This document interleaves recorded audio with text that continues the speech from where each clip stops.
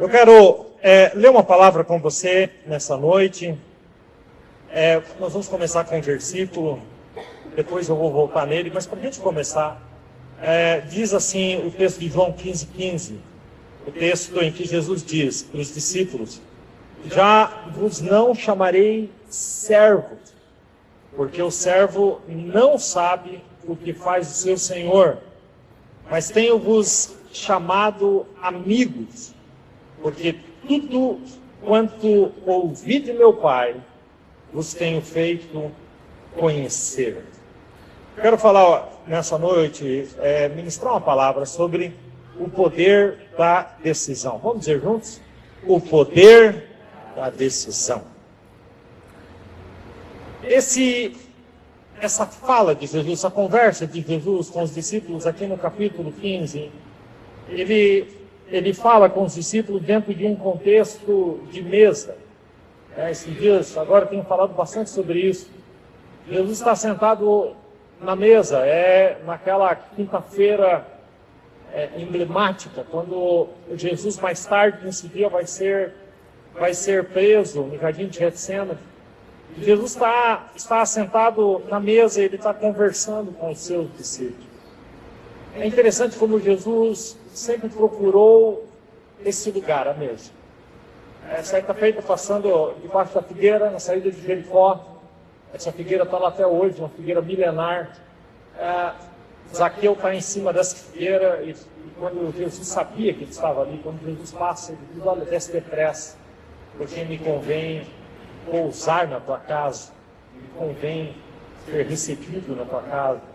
E a reclamação daquelas pessoas é como que Jesus entraria na casa, sentaria na mesa de um pecador público. É interessante porque Jesus usou a mesa em diferentes circunstâncias, num contexto de comunhão, num contexto de ensino, num contexto de festa, num contexto de libertação. Por isso Jesus se sentava, e quem se sentava com ele à mesa tinha sua vida transformada, mudada completamente, a direção da sua vida era completamente impactada. E quando a gente olha Jesus falando com a igreja de Laodiceia, em Apocalipse capítulo 3, 20, versículo tão conhecido, e às vezes a gente acredita que Jesus está falando com alguém que está no mundo, mas na verdade Jesus está falando com uma igreja que o Senhor diz: eis que estou à porta e bato, se alguém ouvir a minha voz e abrir a porta, eu entrarei e irei para a mesa. Cearei com ele e ele comigo.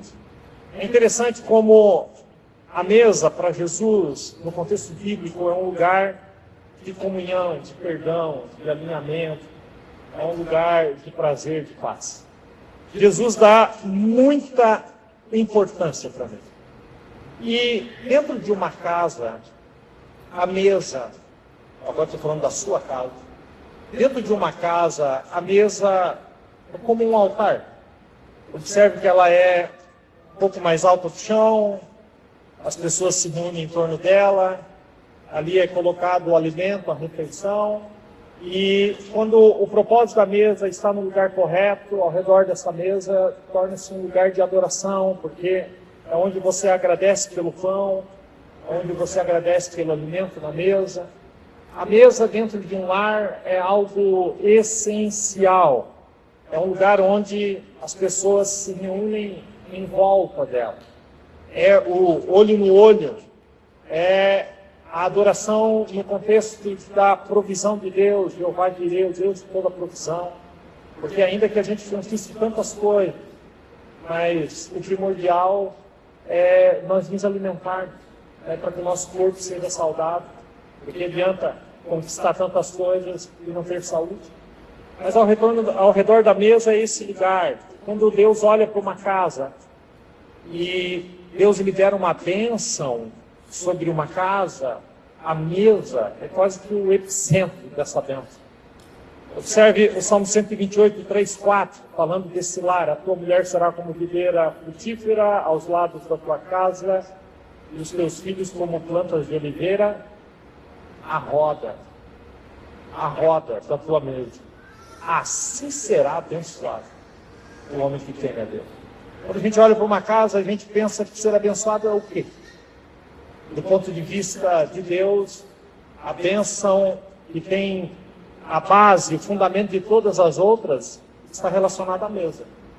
O fato de você poder sentar na mesa junto com a sua família é o primeiro sinal que você é abençoado, de que a tua casa é abençoada.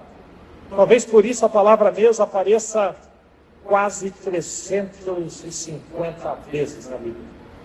Quase 300 vezes só no Velho Testamento, quase 50 vezes só no Novo Testamento aparece a palavra mesa. A mesa não é um lugar de negociação, porque o que eu estou falando aqui é que a mesa do lar, da casa, ela deve ser um espelho da mesa de Jesus. E na mesa de Jesus nós não nos assentamos para negociar. Nós nos assentamos pela comunhão de filho. Esse deveria ser o mesmo motivo da mesa de uma casa. Não se senta em mesa para negociar, mas o foco principal é a comunhão. Isso é tão verdade que quando Jesus chega no templo e vê a mesa dos cambistas, daqueles que estavam negociando, o que Jesus faz com essas mesas? Quem lembra? Jesus vira essas mesas. Jesus pega um azorrague, um chicote, com 3 cordas, e ele derruba, ele entra no meio daqueles cambistas, porque fizeram da casa de Deus um covil de ladrões. Mas eles estavam ali para negociar. Por que Jesus os chama de ladrões? Porque eles tinham roubado o verdadeiro motivo de uma mesa. O verdadeiro motivo de uma mesa não é negociação, é comunhão. Quem está entendendo isso até aqui, diga amém. Então a mesa é um altar na nossa casa. Por isso, receba esse conselho pastoral aqui no início dessa ministração. Não ignore a mesa da sua casa. Eu acho que se uma pessoa fosse mobiliar uma casa, deveria começar pela mesa. Porque tem esse entendimento. A mesa de muita gente está encostada na parede. Serviu ou serve como um objeto de decoração. Vai de repente colocar um vaso bem bonito, mas não é usada. Vou falar isso para você com muito amor. Mude isso. Mude isso. Você está recebendo aqui uma palavra. A mesa é o lugar onde a família se reúne e faça de tudo, em tudo que você puder, para pelo menos uma vez ao dia, você poder sentar com a sua família. A mesa, o que vem que eu vou dizer, pode até chocar alguns, mas a mesa é mais importante do que o sofá. Não é muito mais importante. Porque na comunhão, o altar é a mesa. Mas o altar de sofá é a televisão. O altar do sofá é a televisão. Mas o altar da comunhão é a mesa. Qual é o mais importante para você? Quando você senta ao redor de uma mesa, com os aparelhos desligados, com tudo desligado ao redor, você está alinhando a sua casa. Você está transformando a sua casa, aquele lugar torna-se um altar, onde a família senta ao redor, onde você pode parar a sua loucura, sua correria, para ter um momento de oração e dizer: Senhor, nós te agradecemos. Te agradecemos pelo pão na mesa, pela comunhão. Não estou entendendo essa palavra, amém? Jesus considerava a mesa nesse lugar. E então, sentado à mesa, na noite da ceia, Jesus vai dizer para os discípulos: eu não vou mais chamar vocês de servos, eu quero chamar vocês de amigos, porque tudo o que eu vi de meu Pai, vos tenho ensinado. João tem 21 capítulos. 5 capítulos de João, ou seja, quase 25% do Evangelho de João, narra a quinta-feira à noite com Jesus sentado à mesa. Capítulo 13, 14, 15, 16 e 17 de João narra esse momento em que Jesus dá as suas últimas instruções, Esses capítulos são o suprassumo do Evangelho. Sabe, o Evangelho sintetizado em 5 capítulos. São o suprassumo da comunhão. O suprassumo do ensino está em outros 3 capítulos, em Mateus 5, 6 e 7, Sermão da Montanha. Mas aqui nós temos o suprassumo da comunhão. Jesus assentado à mesa, e é nesse lugar de comunhão que Jesus chama aquelas pessoas de amigos. Uma declaração feita diante do cálice da nova aliança. Uma nova aliança para um novo relacionamento. Não vos chamarei mais servo, mas agora um novo relacionamento. Um relacionamento de intimidade. Um relacionamento de comunhão. Eu chamarei meus amigos. E ele diz, olha onde ele leva esse lugar. Ele diz, porque tudo quanto ouvi de meu Pai, vos tenho feito conhecer. Mais do que um relacionamento distante, um relacionamento baseado numa aliança. O salmista, entendendo isso, profetiza, olhando para frente, olhando para esse momento. No Salmo 25, 14, ele diz, o segredo do Senhor é para os que o temem, e Ele lhes mostrará a sua aliança. Jesus está numa mesa, mostrando a sua aliança. Esse é o meu corpo que é partido por vós.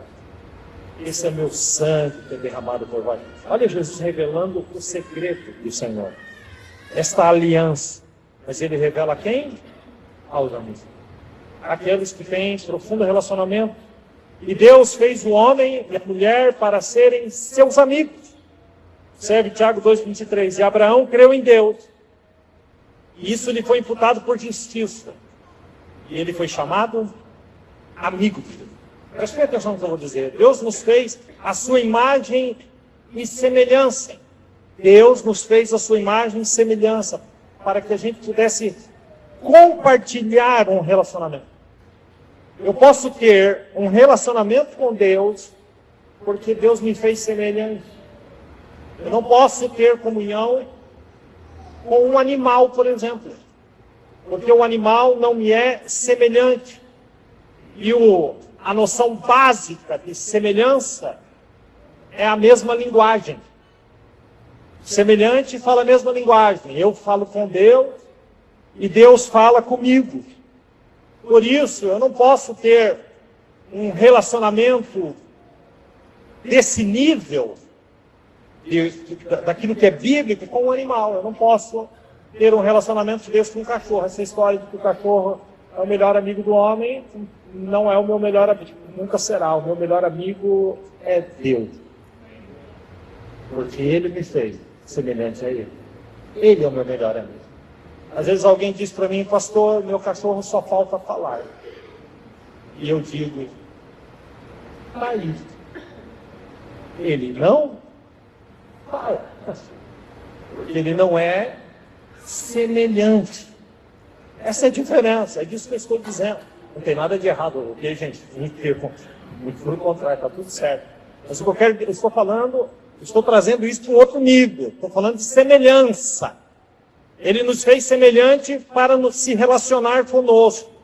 Sabe, só podemos ter comunhão com aquilo que nos é semelhante. Por isso Deus nos fez semelhantes. Então nós fomos criados para ter um relacionamento com Deus e também ter um relacionamento entre os irmãos.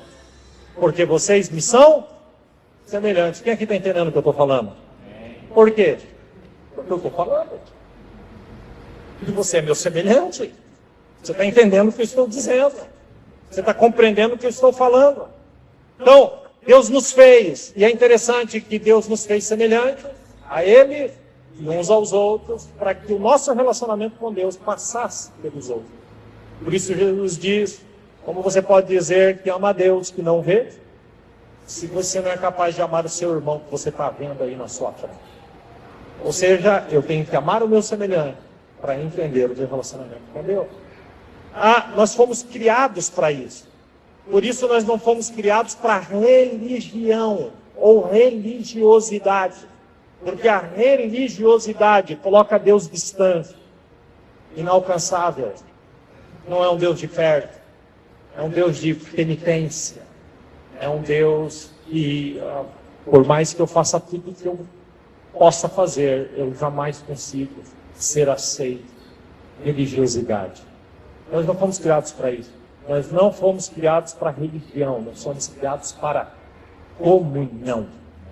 Essa é a diferença. E ao nos criar, Deus nos fez livres. Lembra que nós acabamos de cantar? O diabo perdeu mais um. Livre sou. Deus nos fez livres. Mas o pecado que entra no mundo nos aprisiona. Mas é interessante que Jesus vem para derrotar o pecado e nos tornar livres. Olha o que diz Gálatas 5:1. Foi para a liberdade que Cristo nos libertou. Portanto, permaneçam firmes. E não se deixem submeter novamente a um jugo de escravidão. Pastor, como eu posso, uma vez livre, permanecer firme na liberdade, não deixando que o pecado te domine? Deixa eu te falar uma coisa, grave bem isso. Aquilo que te domina, te escraviza. Aquilo que te domina, te escraviza. Se a pornografia te domina, você é um escravo dela. Se a murmuração te domina, você é um escravo dela. Se a maldade te domina, você é um escravo dela. Olha o que Paulo escreve. Tudo me é permitido, em 1 Coríntios 6:12. Tudo me é permitido, mas nem tudo convém. Tudo me é permitido, mas eu não deixarei que nada domine. Olha a palavra aí. O que te domina, te escraviza. Responda para você mesmo. O que te domina? Aqueles que dizem, eu não sei, eu saio de mim. E aí eu explodo. Meu irmão, você continua em você. Mas você é um escravo desse tipo de comportamento. Mas graças a Deus que nós estamos aqui para falar sobre o poder da decisão. Eu já chego lá. Então Deus não te fez para te escravizar. Se Deus quisesse te escravizar, Ele faria de você um robô para ser um escravo dele. Mas o diabo sim, esse sim, escraviza as pessoas com as compulsões, com as manias, com as obsessões, com as obstinações, com os desejos, com os pecados. E as escolhas fazem de você uma pessoa livre. Você é livre para escolher, mas nunca se esqueça que a responsabilidade das suas escolhas serão suas. Serão suas. Deixa eu deixar isso bem claro aqui. Gálatas 6:7, Romanos 14:12. Não se deixe enganar, que Deus não se zomba, pois o que o homem semear, isso também colherá. Agora olha o que Paulo escreve em Romanos 14:12. Assim, cada um de nós prestará conta das nossas escolhas. Prestará contas de si mesmo a Deus. Você não poderia ser livre se não pudesse escolher entre o certo e o errado, o bom e o mal. C.S. Lewis, o escritor das Crônicas de Nárnia, ele escreveu certa feita dizendo assim: o livre-arbítrio torna possível as pessoas serem más. O que há de errado no mundo é fruto das decisões dos homens e das mulheres. E para que tudo ficasse certo no seu lugar, bastava Deus tirar a nossa capacidade de decidir. Se Deus tirasse essa capacidade de nós, pronto, estava resolvido. Mas é no livre-arbítrio que eu posso decidir pelo amor, pela bondade, por Cristo, pela justiça. Se eu não tenho como decidir amar, mas fui obrigado a amar, então meu amor é mentiroso. Porque é uma obrigação e não uma decisão. Por isso que eu sempre prego aqui, gente, que mesmo na adversidade, você pode decidir se alegrar. Porque até se alegrar é uma decisão. E isso que eu estou falando aqui não diminui em nada a soberania de Deus, porque Deus sabia que o homem poderia usar a sua liberdade de decisão de forma perversa e mal, mas mesmo assim nos deu essa decisão, esse poder de decisão, correu o risco, porque a liberdade tem um risco, e o risco da liberdade é decidir errado. Olha esse texto, Gálatas 5:13. vocês, irmãos, foram chamados para serem livres. Agora, olha a decisão. Mas não deixem que essa liberdade se torne uma desculpa para permitir que a natureza humana, qual é a palavra? Domine. Observe a palavra domine novamente. Domine sobre vocês. Pelo contrário, ele está te chamando a outra decisão. Pelo contrário, que o amor faça com que vocês sirvam uns aos outros. E amar o que Deus ama também é uma escolha. Também é uma decisão. Porque Jesus estava no Getsemane, e ele diz: Pai, que não seja feita a minha vontade, mas que seja feita a tua vontade. Então, para que a vontade de Deus prevaleça sobre a minha, isso também é uma decisão. E foi o que Jesus faz no jardim do Getsemane. Escute, você pode decidir hoje o que vai fazer da sua vida. Certa feita, o povo estava reunido junto com Elias no Monte Carmelo, 1 Reis capítulo 18, e eles não sabiam a que Deus eles serviam. Se era Baal ou se era o Deus verdadeiro. E até não decidir é uma decisão.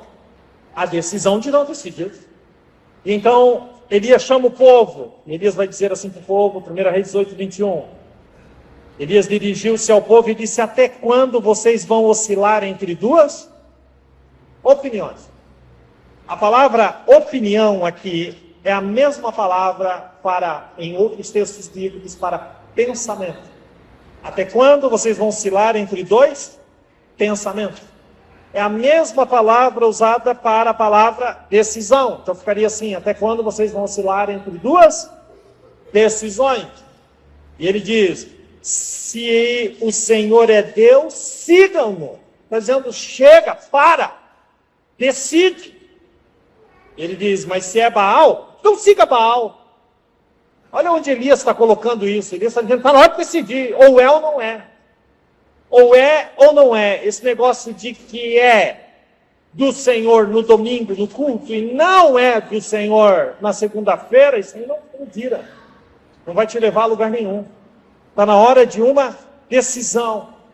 Mas a mentalidade do vitimismo, que as circunstâncias são mais poderosas, tudo ao redor conspira contra mim, essa ideia de vitimismo, né, que é mais poderoso do que a minha determinação de vencer. Queridos, isso é vitimismo. Não crie uma desculpa, ou eu posso até botar isso no plural, não crie desculpas para justificar os teus fracassos. Grave bem o que eu estou dizendo. A porta de mudança da sua vida só pode ser aberta pelo lado de dentro. Você tem que decidir.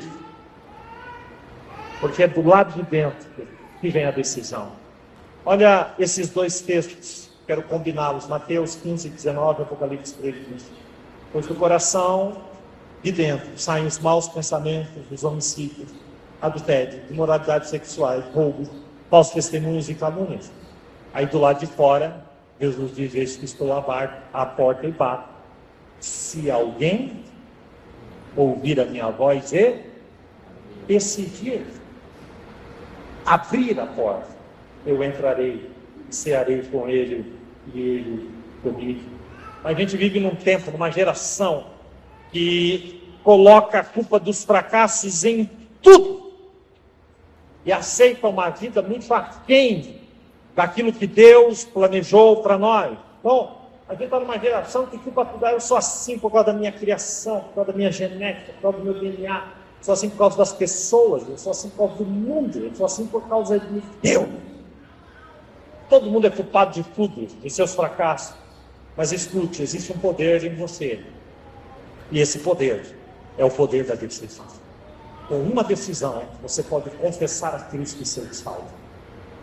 Você decide. Observe Romanos 10, 9. Se você confessar com a sua boca que Jesus é o Senhor e crer em seu coração que Deus o ressuscitou dentre os mortos, serás salvo.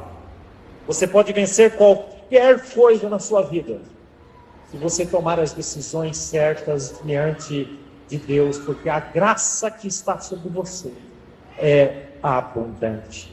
Quem está entendendo isso até aqui, diga amém.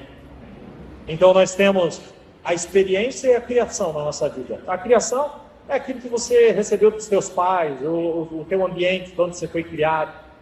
E nós também temos na vida as nossas experiências próprias. Mas a decisão está naquilo que a gente vai fazer com essas coisas. É isso mesmo.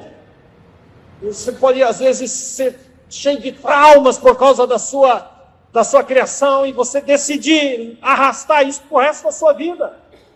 Ou experiências negativas e ruins que você teve, você fazer com que elas vão determinar o teu destino. Ou você pode decidir colocar cada coisa no seu lugar. Deixa eu lhe dizer uma coisa e pode ter certeza de que isso é uma verdade. Todos nós aqui, debaixo desse teto, temos traumas. Mas decidirmos ser mais do que vencedores em Cristo Jesus, nosso Senhor. Quem está comigo nisso? Diga amém. Decisão. A palavra responsabilidade, ela é a junção de duas palavras. Resposta mais habilidade. Responsabilidade. Então a responsabilidade é para aqueles que tomam decisões. Porque a pessoa que tem as respostas tem uma maior responsabilidade. Busque isso no seu ambiente de trabalho. Quando alguém fala, o que a gente faz? A pessoa que tem a resposta tem uma responsabilidade maior do que o dos outros. E por ter uma responsabilidade maior do que o dos outros, ganha mais por isso. Porque cai sobre ela uma grande responsabilidade. Sim ou não? Ela tem a habilidade que foi conquistada através de trabalho, através de capacitação. Então ela tem a habilidade de responder. Então ela tem a responsabilidade. E isso vale muito, dependendo do ambiente, a pessoa que tem essa resposta. A responsabilidade é a habilidade de responder. Mas nunca se esqueça que quem tem as respostas decidiu tê-las. Decidiu, eu vou buscar esse lugar. Ela tomou uma decisão, ele tomou uma decisão. Quem aqui é a igreja, diga amém. Então você, experimenta João, você é a resposta de Deus para o mundo. E ser a resposta de Deus para o mundo é de grande responsabilidade. Porque você tem a habilidade de responder. Por isso, Paulo escrevendo, ele diz que a gente tem que estar preparado para responder acerca da nossa fé. Para ter a resposta. Porque essa é a nossa responsabilidade. Talvez você, no seu ambiente de trabalho, tenha uma grande responsabilidade, porque você tem as respostas. Glória a Deus pela sua vida. Eu te abençoo que você voe ainda mais alto. Mas isso não é a única coisa na sua vida. Você também tem a responsabilidade de ser a resposta de Deus para o mundo. E qual é a resposta que eu carrego de Deus para o mundo? De que aqueles que se decidem por Cristo podem ser, independentemente do que tenham vivido, mais do que vencedores. Essa é uma resposta. Sabe, e eu não sou mais do que vencedor porque sou bom. Eu não decido baseado naquilo que faço, mas eu decidi baseado naquilo que Cristo já fez. Porque Jesus morreu naquela cruz. A nossa vitória não é... Eu não busco uma vitória. Eu luto não por uma vitória, eu luto porque sou vitorioso. Porque Jesus já conquistou todas as coisas. Quem está entendendo isso? Amém? Quando Jesus disse... Eu não sei se você consegue pintar esse quadro. Quando Jesus disse na cruz, está consumado. Você já imaginou o que aconteceu no mundo espiritual?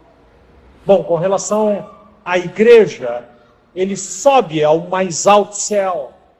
E quando ele é assunto ao céu, olha o que Paulo escreve sobre isso em Efésios 4:8.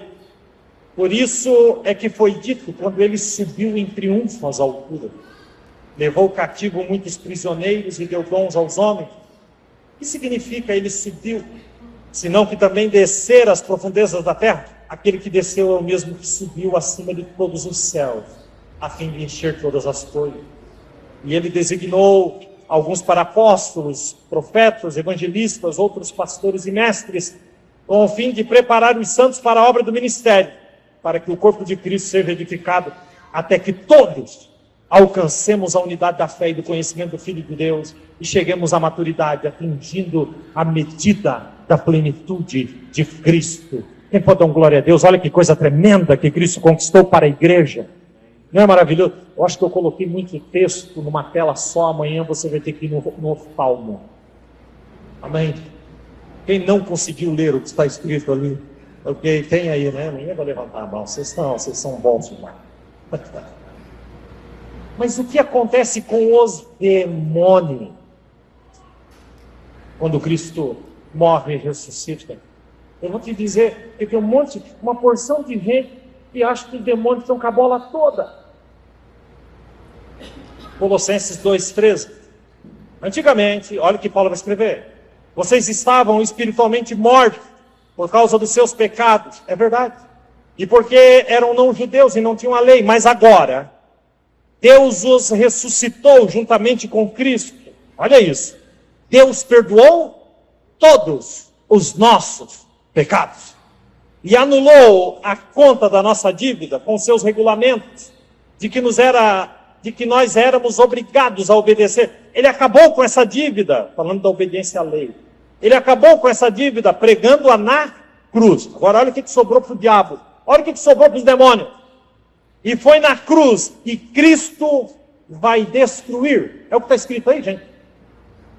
Foi na cruz que Cristo destruiu todos os poderes e autoridades espirituais. Olha o que ele faz. Ele humilhou esses poderes publicamente, levando-os prisioneiros no seu desfile de vitória. Há uma tradução que diz: fez deles um espetáculo público. Quando Jesus bradou está consumado, numa procissão, numa fila, os demônios amarrados saíram de cabeça baixa, humilhados, porque Cristo os destruiu. Olha que coisa tremenda. Por isso, eu sou mais do que vencedor por meio daquele que me amou. Vamos ler o texto? Romanos 8,37. Mas em todas essas coisas somos mais do que vencedores por meio daquele que nos amou. Olha isso agora. Olha essa dinamite. Pois estou convencido de que nem a morte, nem a vida, nem anjos, leia comigo agora, nem demônio, gente, nem o presente, nem o futuro, nem quaisquer poderes, nem altura, nem profundidade, nem qualquer outra coisa na criação. Vou ler de novo. Nem qualquer outra coisa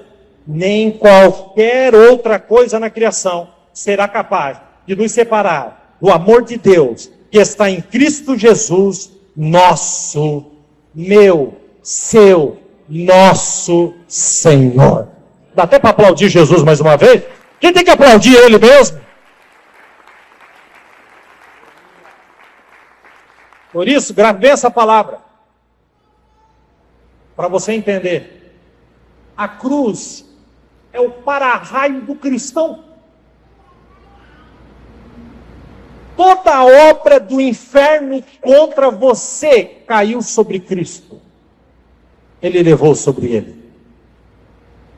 Então pare de tentar vencer sozinho, mas escolha a vitória que ele já conquistou e seja mais do que vencedor, porque a cruz de Cristo transforma a história de Cristo na minha história.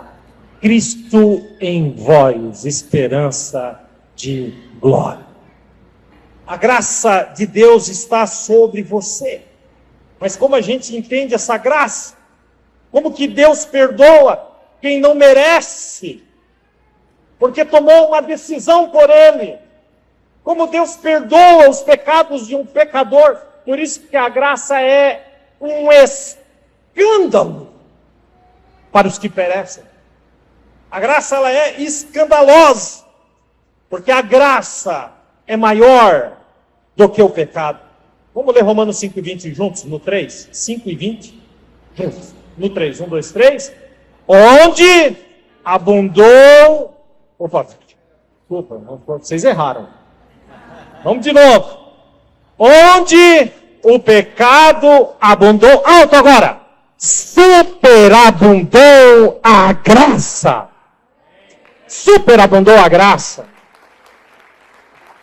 Isso é demais. Então concorde com Deus. Tome decisões que te aproximem de Deus, porque Deus é Pai.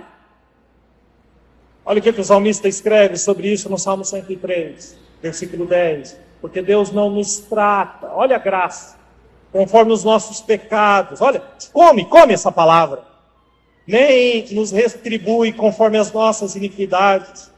Pois como os céus se elevam acima da terra, assim é grande o seu amor para com os que o temem. E como o Oriente está longe do Ocidente, assim Ele afasta para longe de nós as nossas transgressões. Olha, seja inundado agora. Como um pai tem compaixão de seus filhos, assim o Senhor tem compaixão dos que o temem. Deus é Pai. Quantos aqui chamam Deus de Pai? Digo amém. Então responda a pergunta. Se Deus é seu Pai, por que você vive como órfão? O órfão não tem o pai para onde correr, não tem um pai para protegê-lo, para cuidá-lo, para guardá-lo. O órfão não tem. E tem uma porção de gente que chama Deus de Pai, mas vive como se fosse órfão. Deus te criou para um relacionamento. Deus não te criou para ser um escravo. Por isso volto no começo, João 15:15, já não vos chamarei servo. Porque o servo não sabe o que faz o seu Senhor, mas tenho-vos chamado amigo.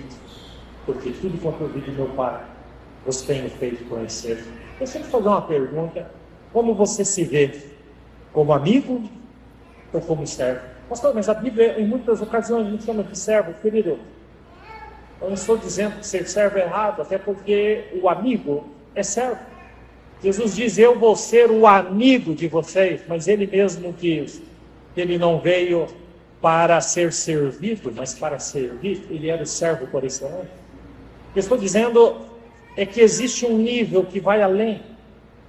Você não deixa de ser uma coisa quando você alcança a outra no reino de Deus. Não estou entendendo isso. Mas para você saber onde você está, há uma diferença entre servo e amigo muito sutil, e eu quero que você preste atenção. O servo é uma questão de foco. O servo foca na tarefa. O amigo foca no relacionamento. O servo foca na obediência. O amigo foca na presença. O servo, ele responde quando é chamado, mas o amigo caminha ao lado. O servo, os servos trabalham para Deus, mas os amigos trabalham com Deus. Você está entendendo? Os servos, eles trabalham para obter um favor. Os amigos trabalham porque já receberam um favor imerecido, a graça de Deus. A história do filho pródigo mostra essa dificuldade de cada um entender quem é. A história do filho pródigo trata de um filho mais novo e de um filho mais velho. O filho mais novo, que arrependido, volta para o pai e pede para ser um servo. E o pai o silencia. Ele faz uma festa de filho. Na mesma casa tinha um filho mais velho que era dono de toda a fazenda, mas se sentia como um, se via como um servo. Vocês estão entendendo a sutileza disso? Eu estou nessa noite pregando o Evangelho para você. E o Evangelho são as boas novas. E as boas novas é que Cristo morreu para fazer de você uma pessoa livre. Decida-se por ele. O texto diz, João 8,36, se pois o Filho vos libertar, verdadeiramente sereis livres. Então existe uma expectativa de Deus. Prestem atenção agora, que agora eu estou falando de responsabilidade, não só de privilégio. Olha a responsabilidade aí. Existe uma expectativa de Deus. Que você cresça. Oh, glória a Deus por isso. Glória a Deus por isso. Quando a gente teve nossos filhos bebezinhos, e a gente olhava e a gente curtiu tanto cada momento. E às vezes eu olhava e dizia, eu queria que ficasse desse tamanhozinho. Eu não queria nem que crescesse. Mas se passasse um ano e não crescesse,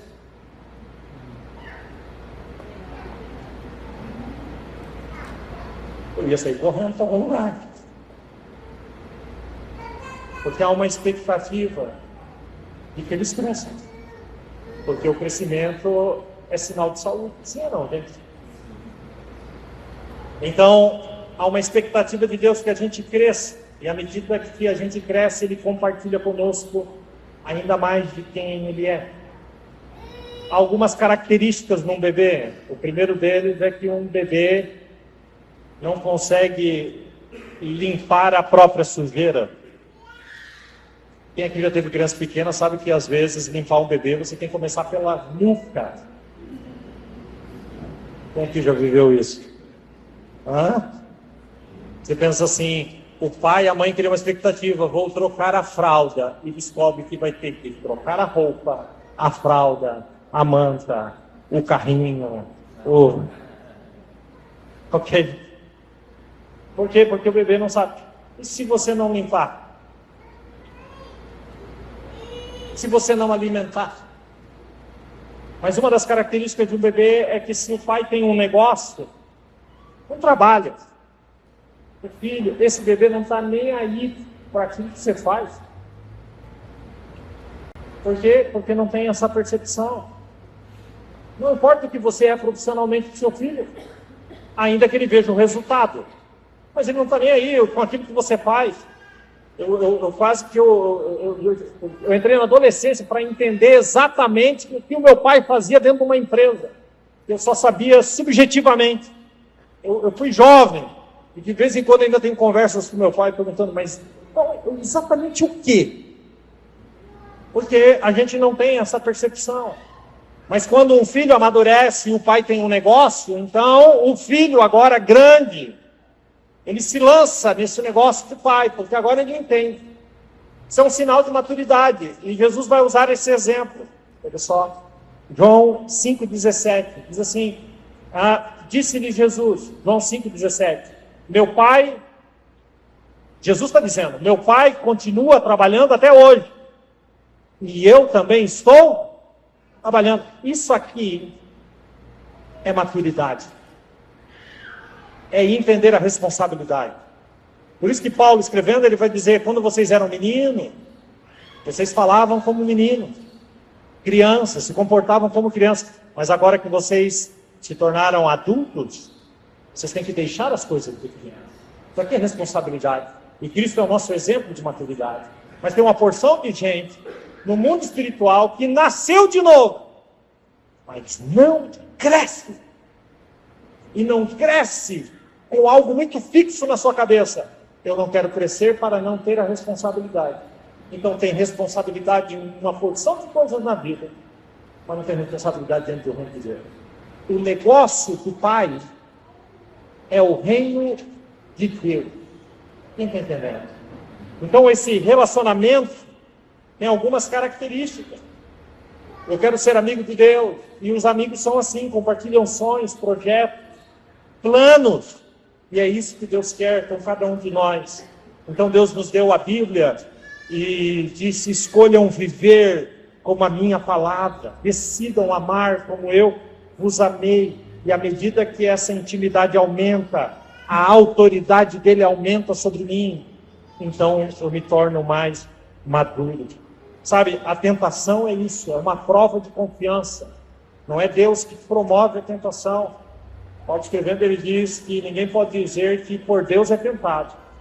Mas Deus nos dá, junto com a tentação, o escape. E quando nós vencemos a tentação, nós caminhamos em direção à maturidade.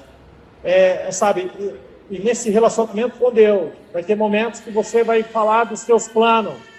E Deus vai dizer para você, não, isso não tem nada a ver. Isso não tem absolutamente nada a ver. Já teve coisa, gente, que eu falei para Deus, Senhor, eu tenho umas ideias aí, com uns pensamentos, e eu estou pensando em fazer isso e isso, e Deus falar, bate pronto para mim, com muito amor, mas é como se Deus dissesse, isso não é para você, não entra por aí. Mas deixa eu dar uma palavra para alguém, todas as vezes, que Deus não aceitar as suas ideias, é porque Ele tem uma ideia melhor, porque os pensamentos de Deus são mais altos do que os meus pensamentos. Então eu decido me submeter à vontade de Deus. Eu estou quase terminando. Mas quando eu quero trazer aqui Josué e Moisés, nós vamos começar por Josué primeiro. Quando Josué está dentro da terra para tomar como herança a terra prometida, ele reúne o povo. E o povo, eles estavam indecisos. E existia diante deles as três principais portas. Eu chamo das portas da indecisão. Quando fala de espiritualidade. E aí Josué chama, é como se Josué dissesse, essa primeira porta é a espiritualidade que você recebeu dos seus pais, da tradição dos seus pais.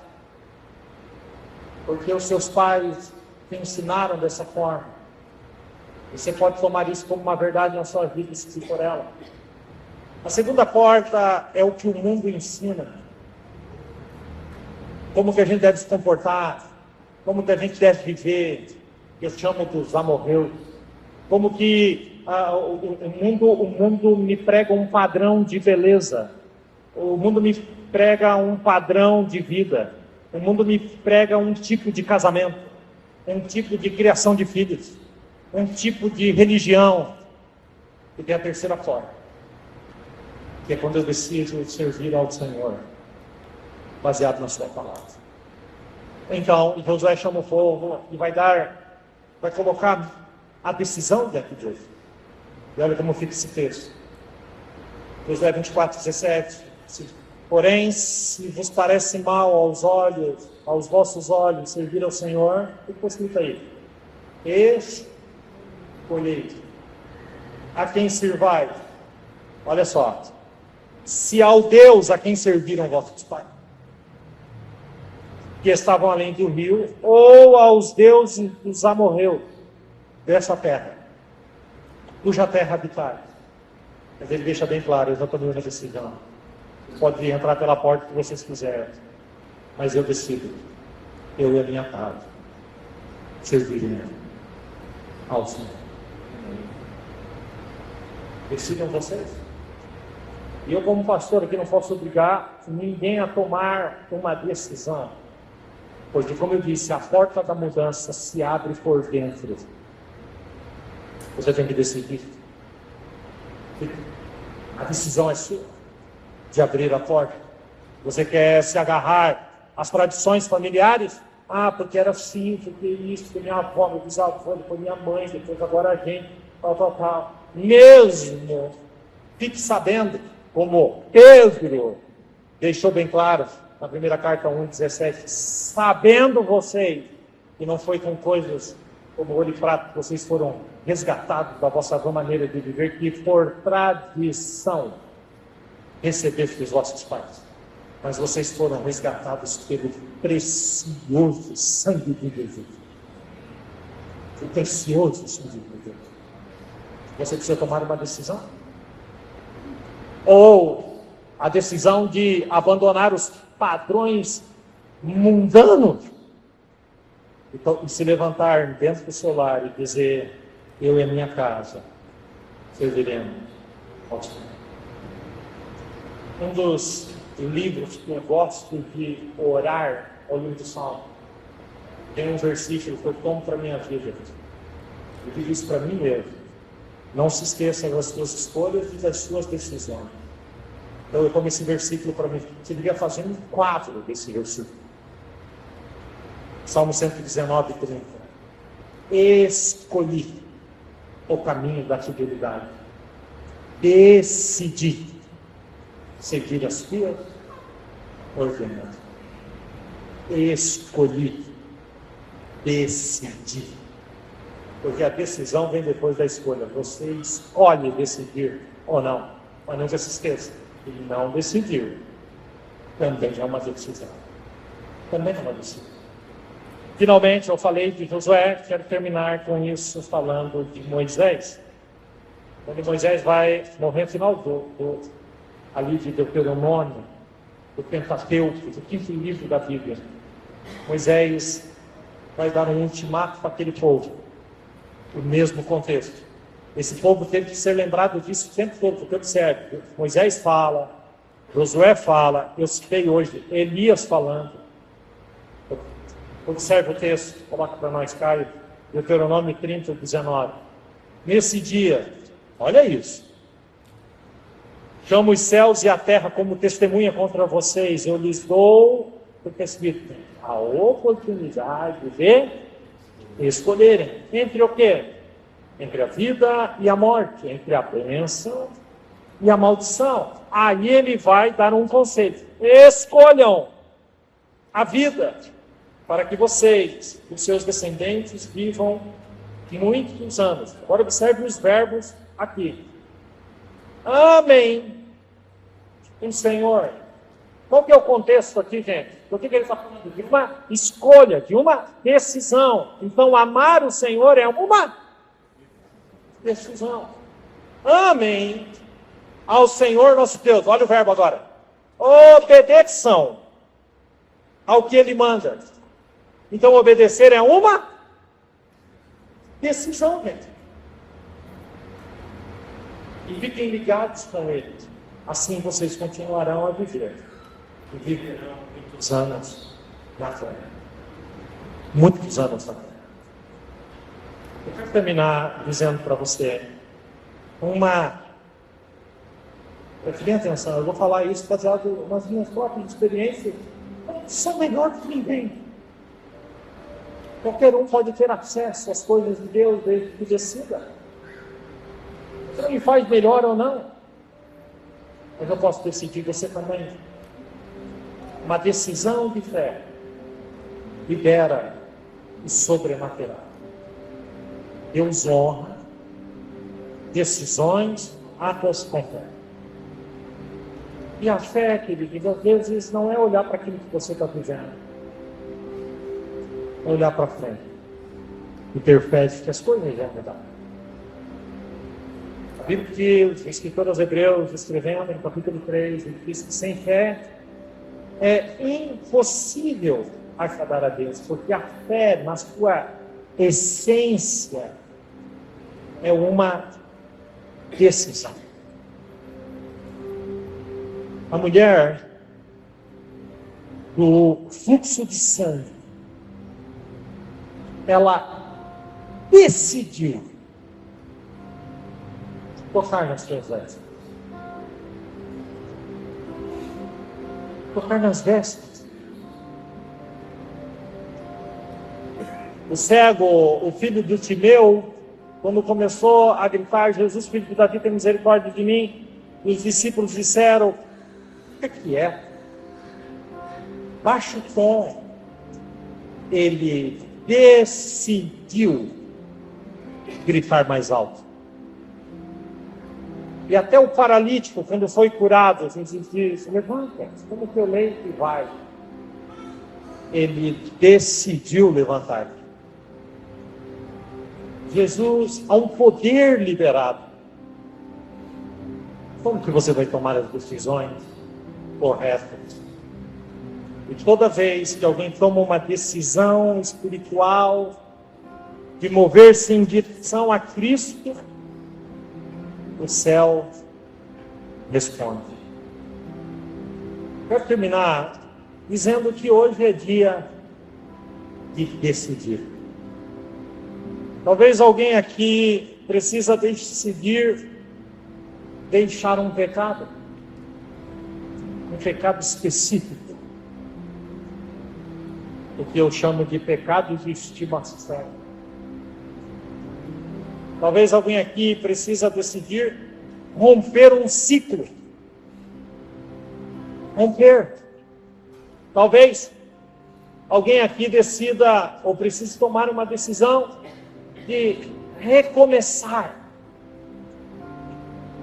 Talvez alguém precise tomar uma decisão de perdoar. Talvez tenha alguém aqui que precise tomar a decisão de voltar para Deus. E entregar a sua vida para o Senhor. Talvez alguém aqui precisa tomar uma decisão de dar um passo em direção ao seu chamado, ao seu propósito. Sabe? É Deus que está falando com você.